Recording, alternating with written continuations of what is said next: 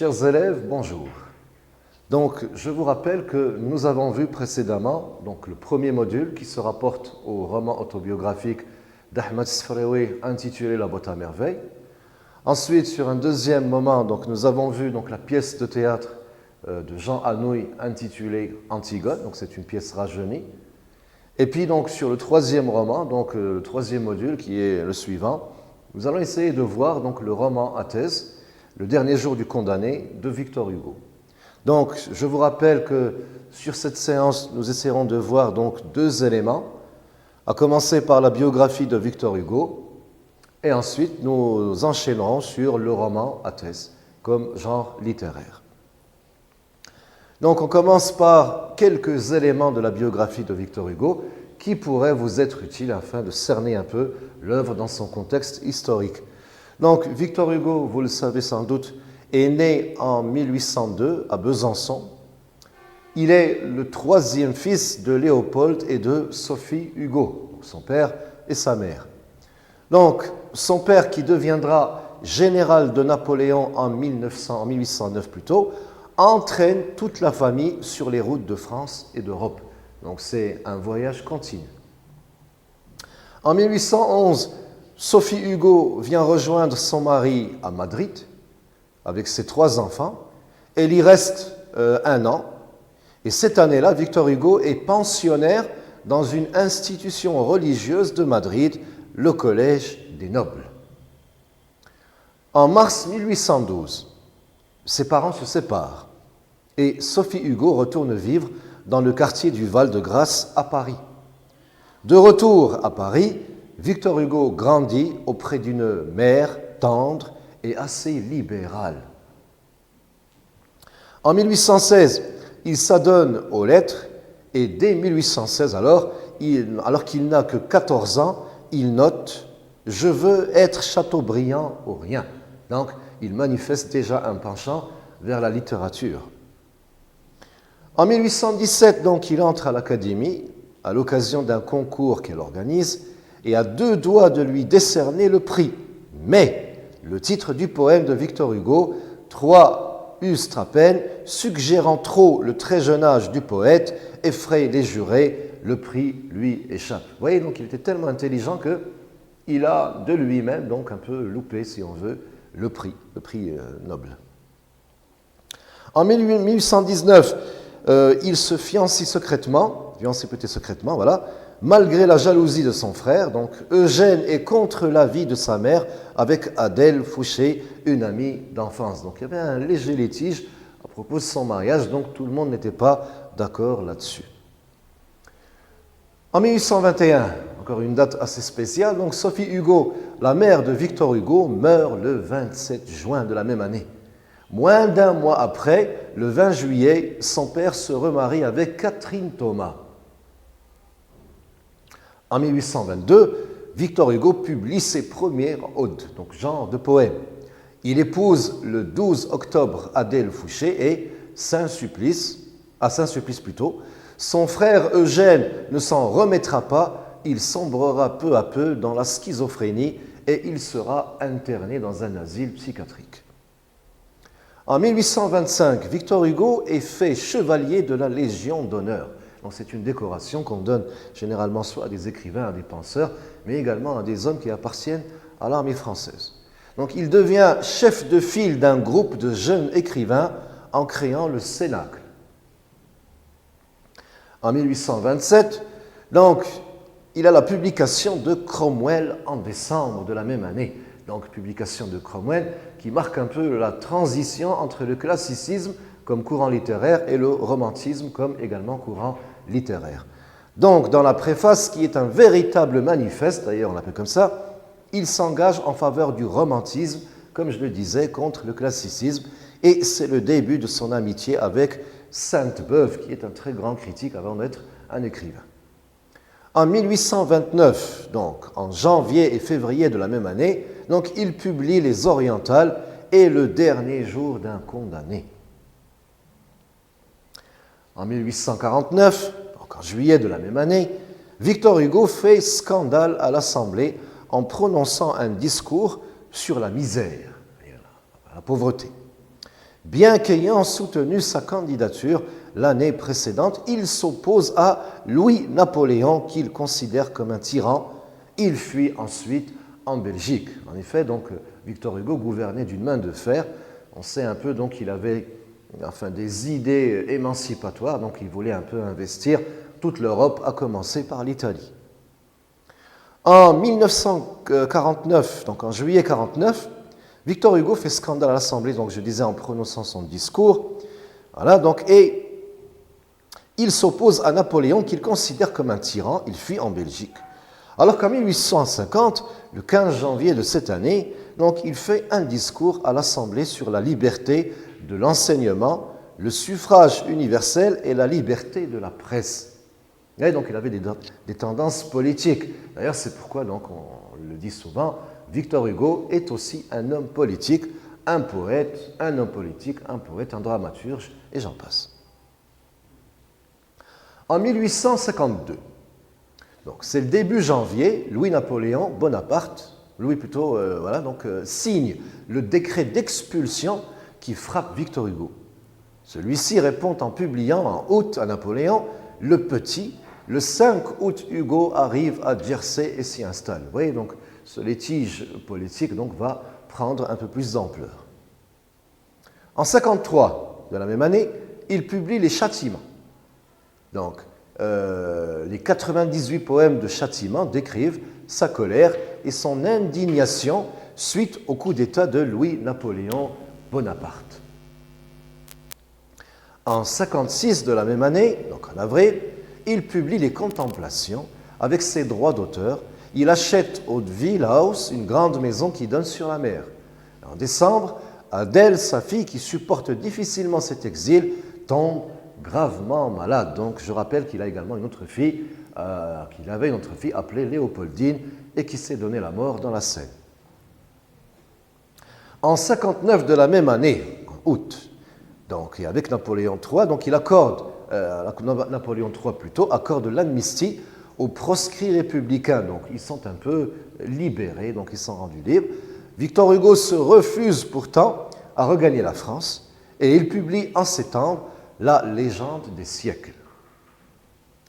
En 62 de la même année, en avril, donc, paraît la première partie des Misérables, donc à Paris bien sûr. Les deuxième et troisième parties paraîtront en juin. Le 4 septembre de la même année, donc il y a la proclamation de la République. Le 5 octobre, Victor Hugo est accueilli triomphalement à Paris parce que bien sûr, ce fut donc la première République en France. Donc en 1876, donc en janvier de la même année, donc il est élu sénateur de Paris et le 22 mai, il intervient au Sénat en faveur de l'amnistie des communards. En juillet, il publie donc le 3e volume d'Actes et Paroles depuis son exil. Voilà. Donc, en 1885, c'était un vendredi du 15 mai, il est victime d'une congestion pulmonaire et meurt le vendredi 22 mai. Le gouvernement décide de funérailles nationales, donc d'organiser bien sûr des funérailles nationales. Et le 1er juin, une foule immense lui rend hommage en criant « Vive Victor Hugo ». Donc, nous allons essayer donc de faire un petit rappel des éléments biographiques donc, que nous devons retenir. Donc, à commencer par la date de naissance. Donc, on a dit que Victor Hugo est né en 1802 donc, à Besançon. Besançon, donc, c'est la région nord-est de France. Donc, ce qui est à retenir également, c'est que donc, il a eu une petite enfance un peu mitigée, donc des problèmes familiaux, donc dû également donc, à beaucoup de voyages, puisque son père servait dans l'armée française.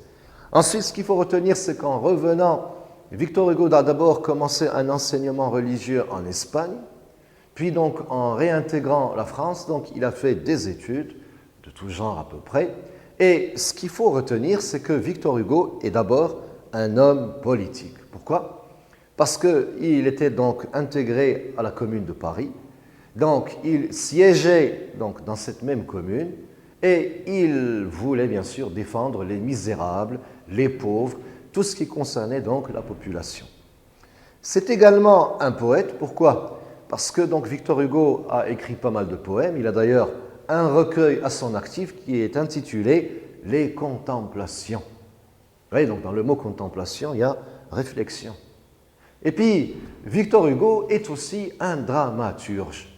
Donc un dramaturge, ça veut dire un homme qui a écrit des pièces de théâtre, dont, par exemple, donc Hernani. Et enfin, Victor Hugo est aussi donc un homme de lettres. Donc un homme de lettres, donc c'est un écrivain qui a à son actif donc pas mal de romans, donc à commencer par Les Misérables, et également donc Le Dernier Jour d'un Condamné, et j'en passe, la liste est longue. Donc ce sont les éléments qu'il faut retenir.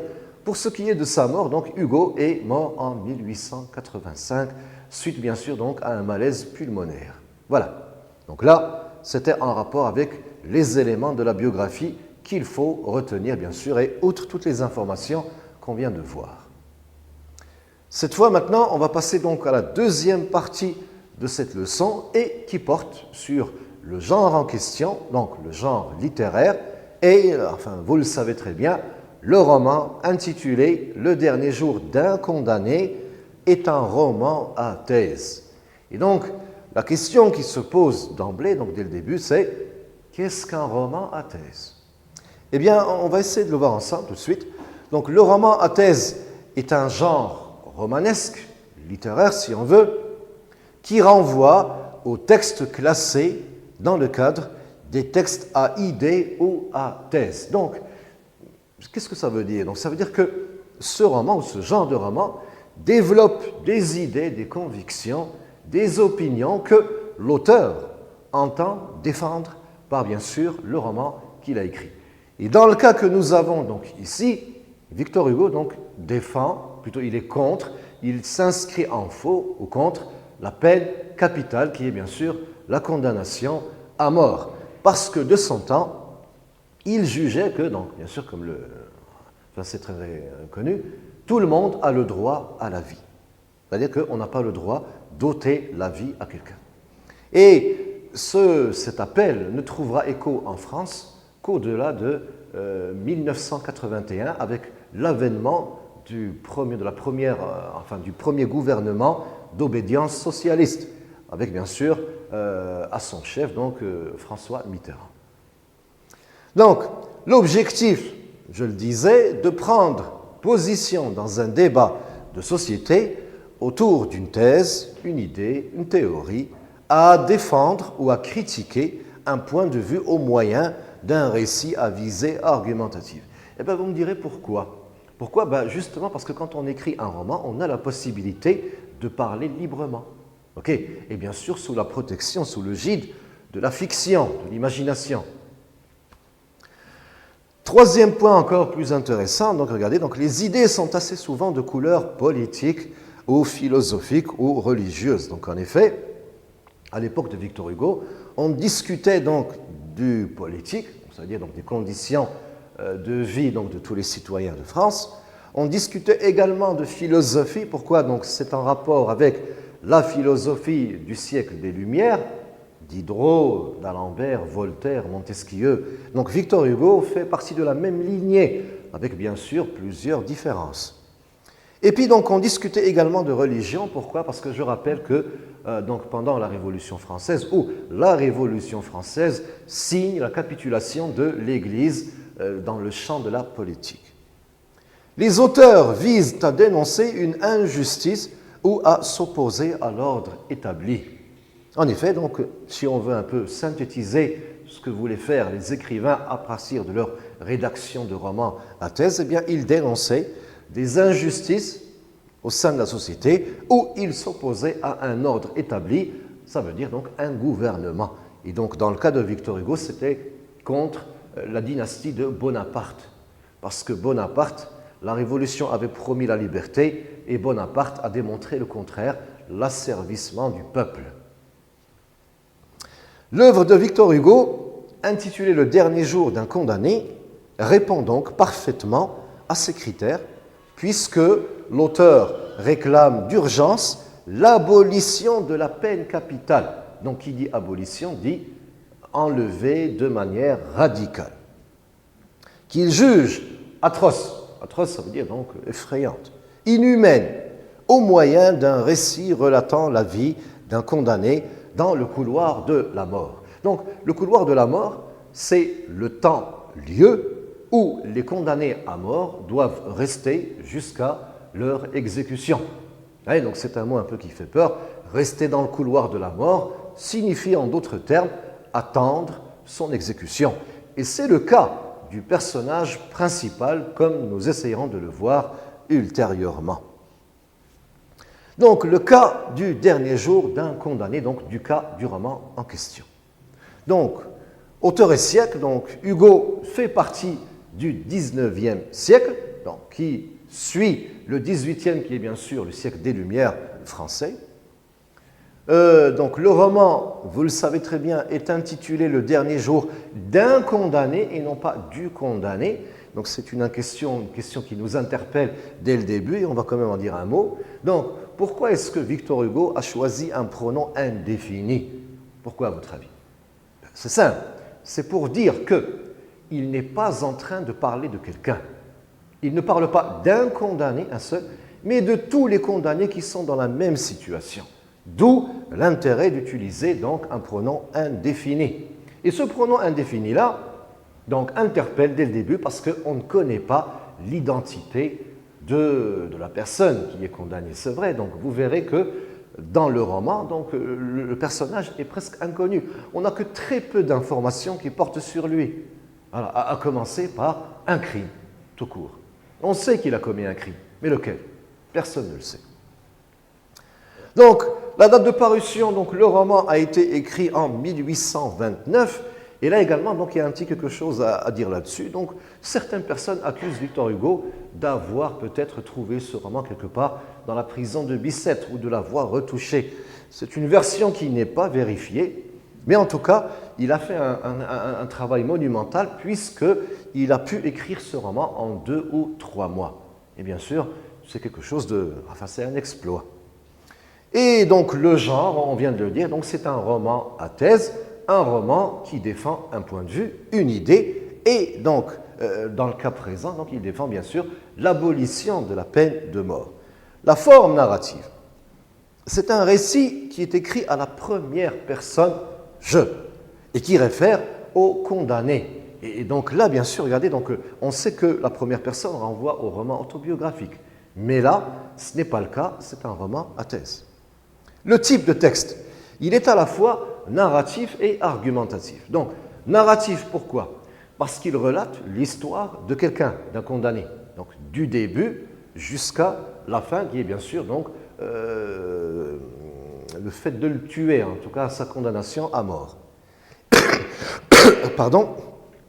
Et c'est aussi un texte argumentatif parce qu'il défend l'idée donc d'abolir la peine capitale. Le narrateur, c'est un condamné à mort. Je viens de le dire, donc aucune autre information n'est livrée à son propos. Lieu de séjour du condamné. Il séjourne à Bicêtre. Bicêtre, je le rappelle, c'était d'abord un château au XVe siècle et c'est devenu par la suite une prison. Donc, on a également le deuxième lieu à partir du chapitre 20, la conciergerie, puis à partir du chapitre 30, ou dans les environs, l'hôtel de ville et ensuite la place de Grève où il sera exécuté. La thèse défendue tout au long du roman, donc il est bien de le rappeler, c'est l'abolition de la peine de mort ou de la peine capitale. Donc globalement, majoritairement, donc, les registres employés tout au long du roman varient entre le pathétique, le tragique et le lyrique. Donc, on essaiera de le voir par la suite, on essaiera de voir un peu donc, ces genres de registres. Pour ce qui est du portrait physique du condamné, on a quelques éléments, mais pas beaucoup. Donc, il est jeune, comme on le verra sur le premier chapitre, jeune, sain et fort.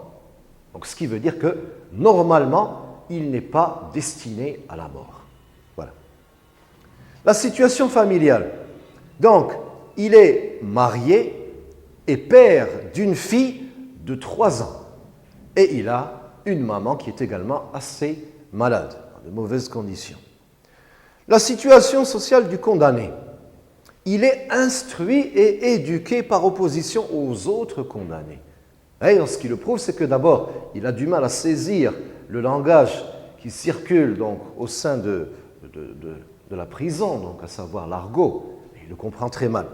Et deuxièmement, donc, il tient un langage avec les gardes qui est bien sûr de haute qualité. Le crime commis. On sait uniquement qu'il a commis un crime de sang. Et donc, un crime de sang, ça veut dire un meurtre.